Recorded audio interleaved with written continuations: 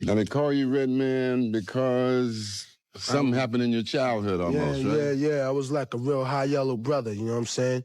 Homegirl hit me in the face with a snowball. My whole grill was just red, so, they just started calling me Red, and I put on the man. Redman separately and not just Method Man separately. Did that hurt or help? No, not at all. It didn't hurt, not one bit, because we understood that we could come together and get money, and then we could separate and still have a business, a very profitable business together and separate.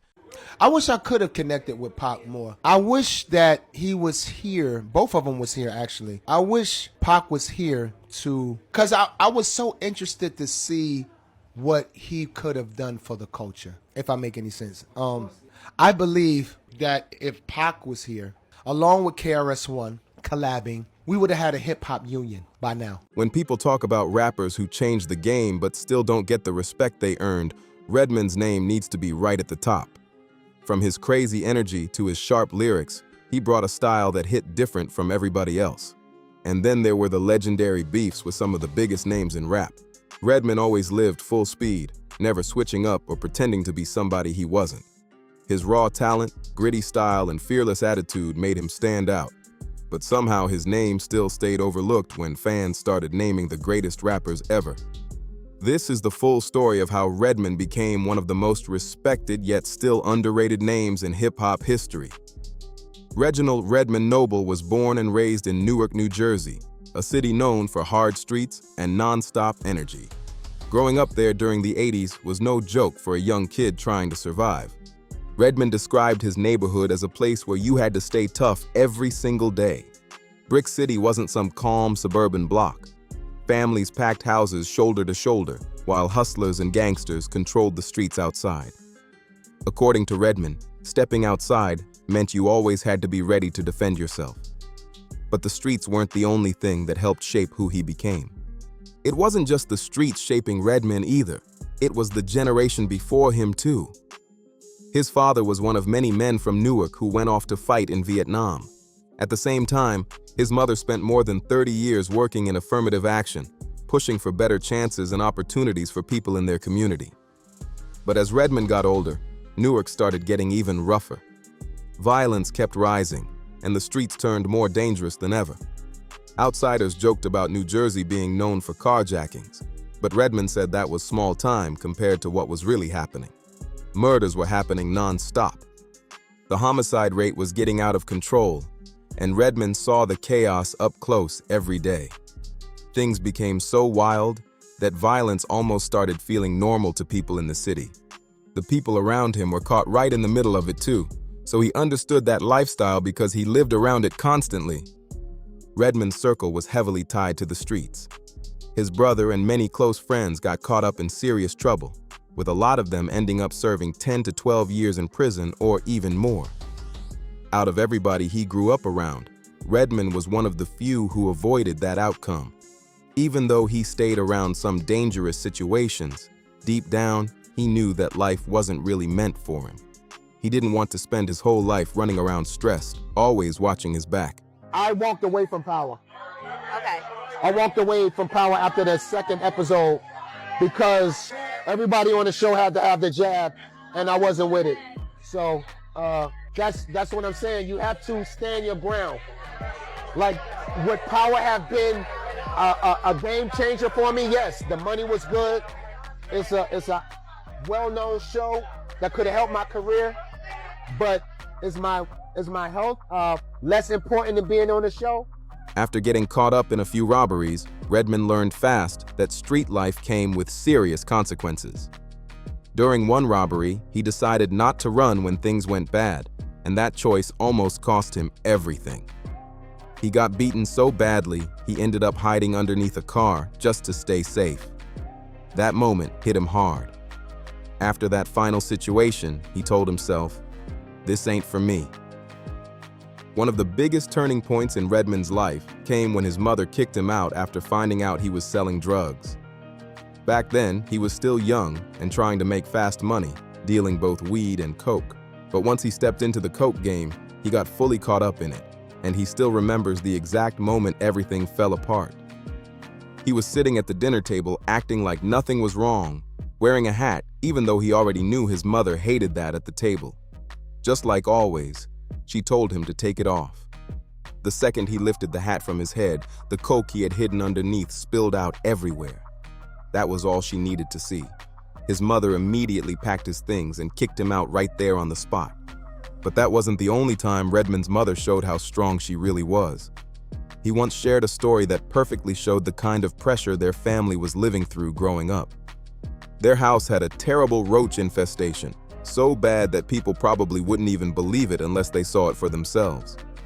Redman remembered that every time somebody touched the toaster, roaches would scatter everywhere from underneath it. But the moment that pushed his mother over the edge happened during dinner one day. Out of nowhere, a roach suddenly jumped up and landed right on her nose. That was it. She decided right then that her family was not going to keep living like that anymore. She pushed herself even harder, working non-stop to improve their situation and give her kids a better future.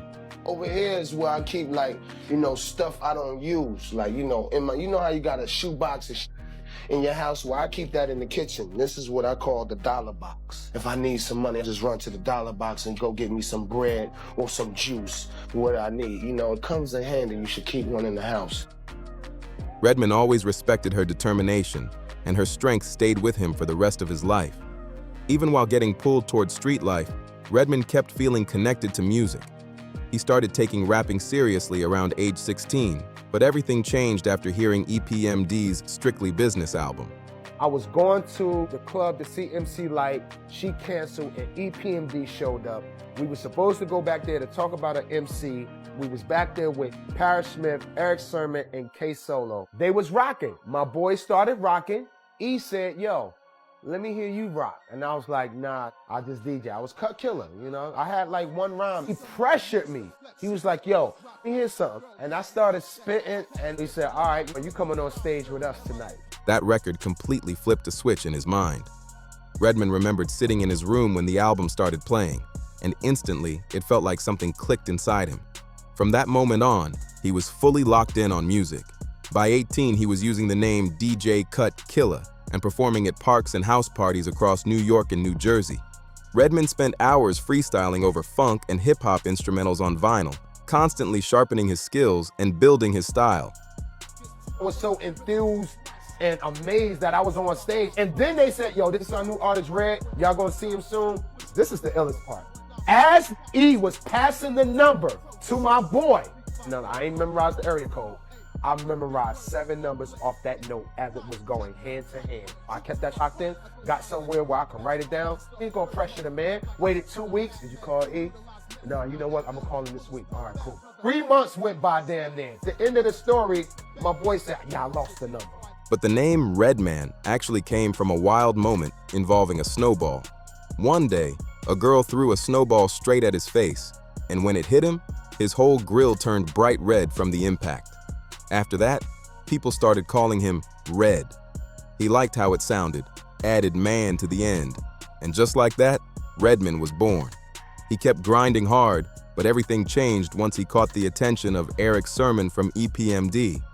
At the time, Redman was DJing for Lords of the Underground, and the second Sermon saw him, he knew there was something different about him.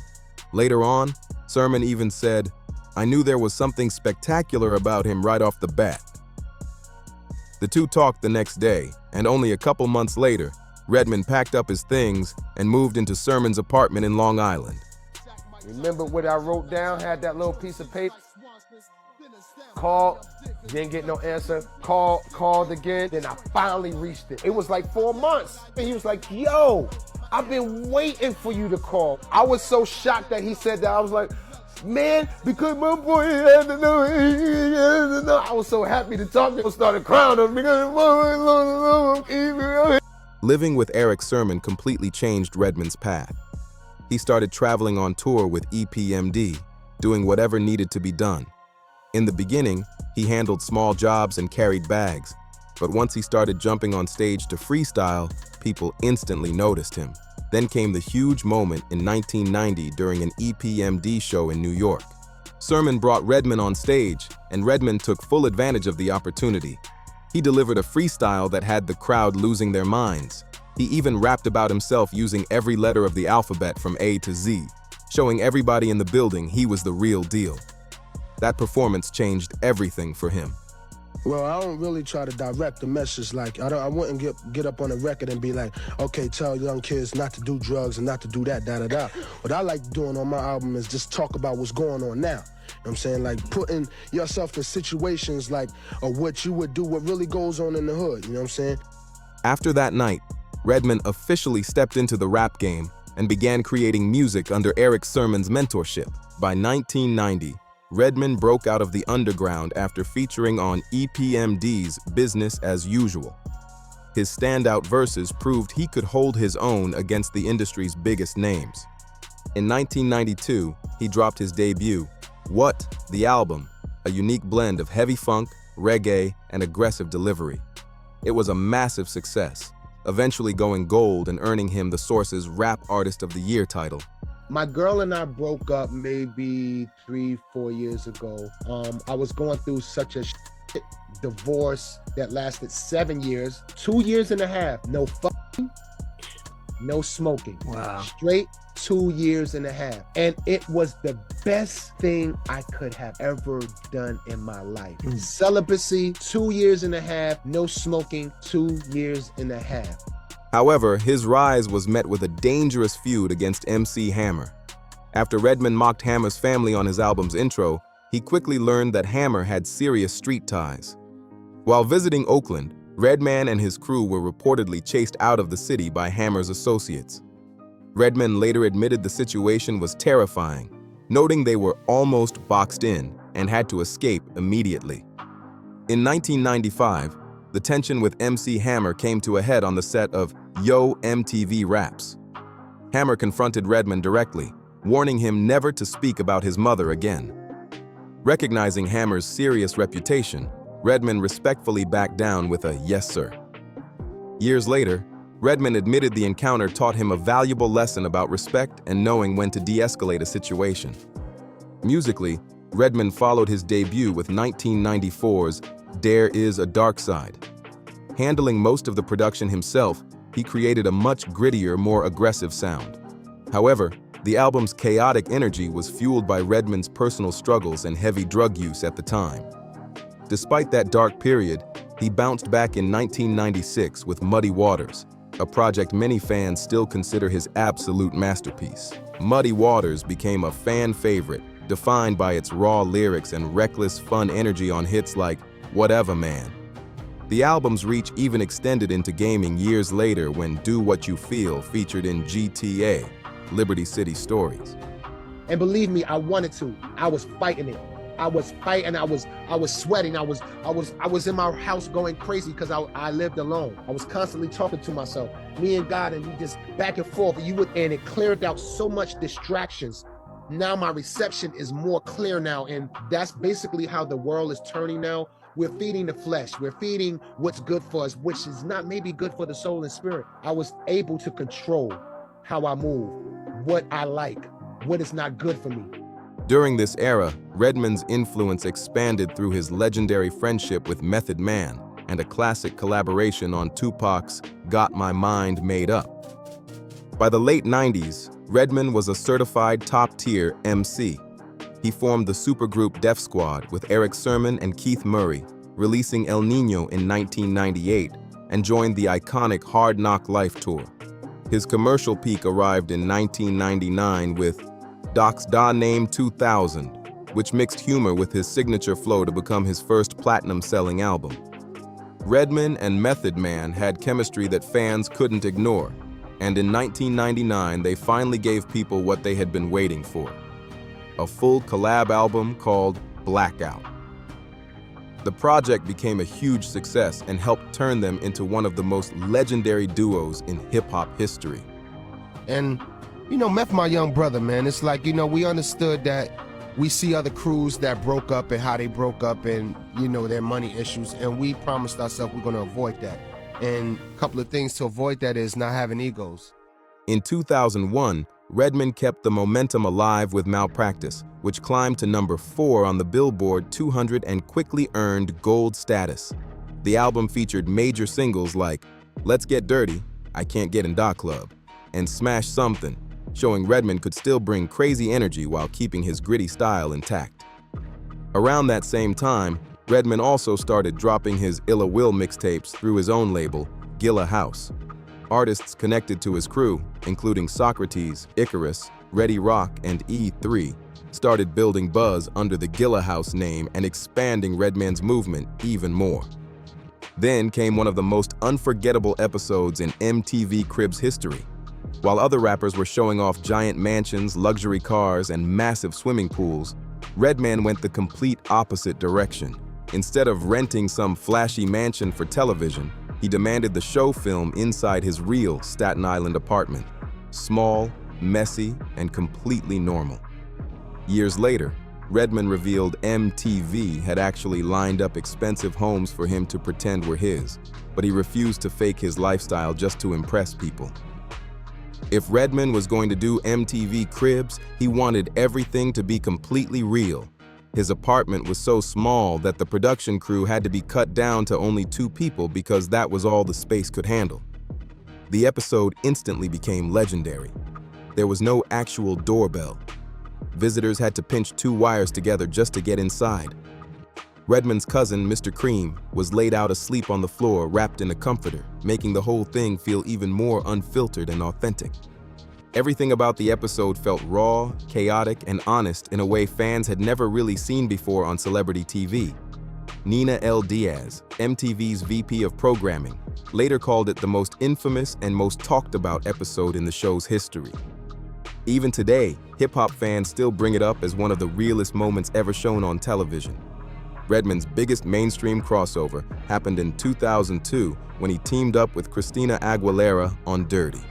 The song turned into a worldwide hit and introduced Redman to a much larger audience outside of rap. Around the same time, he also appeared on a remix of Pink's Get the Party Started, keeping his name all over mainstream music. Even with all the mainstream attention, Redman never lost respect in hip-hop circles. Eminem even named him as one of his biggest influences in the song Till I Collapse. After taking a long break between projects, Redman finally returned in 2007 with Red Gone Wild. The album took longer to release than fans expected, and Redman later explained on MySpace that hip-hop was evolving fast, so he wanted the project to match the new era properly. At the same time, rumors about another Redman and Method Man project started getting louder everywhere. In 2007, the duo officially announced Blackout 2, the sequel to their classic 1999 album. Fans went crazy over the news, but the release date kept getting delayed again and again. To keep people excited, they dropped Broken Language 2008, a remake of Smooth the Hustler and Trigger Thaw Gambler's legendary track Broken Language. The song spread quickly across the internet and instantly brought more hype to the album rollout. Redman and Method Man even teased the project during a performance at the University of Florida, making fans even more impatient for the release. Originally, Blackout 2 was supposed to release in December 2008, but then it got pushed back to early 2009. After all the delays, the album finally officially dropped on May 19, 2009. The long wait ended up paying off. The project debuted at number 7 on the Billboard 200, number 2 on the top R&B/hip-hop albums chart, and number 2 on the top rap albums chart. It also reached number 10 on the Canadian albums chart. In its first week alone, Blackout 2 sold 63,000 copies, proving Redman and Method Man still had incredible chemistry and loyal fans behind them. While still dominating music, Redman also started making moves in the movie industry. In 2001, Redman and Method Man took their chemistry from music to the big screen with the cult classic comedy, How High. The movie followed 2 weed-loving students who somehow made it into Harvard using some very unusual study methods. The film became a massive favorite, especially with hip-hop fans and comedy audiences, and over time it turned into a true cult classic. Redman also stepped into the horror world when he landed a major role in Seed of Chucky, the 2004 entry in the Child's Play franchise. But movies weren't the only place where Redman expanded his brand outside of music. He and Method Man also became playable characters in the legendary Def Jam video game series appearing in Def Jam Vendetta, Def Jam Fight for NY, and Def Jam Icon. On television, the duo even got their own sitcom, Method and Red, which aired on Fox during the 2003 to 2004 season. Even though the show didn't last very long, fans still remember it for the wild humor and chemistry between the two rap legends. Over the years, Redman kept dropping music, doing collaborations, and staying active while hip-hop continued changing around him. In 2015, he even launched a 420-themed streetwear collection with New York brand Mighty Healthy, featuring jerseys, t-shirts, hats, and other cannabis-inspired gear.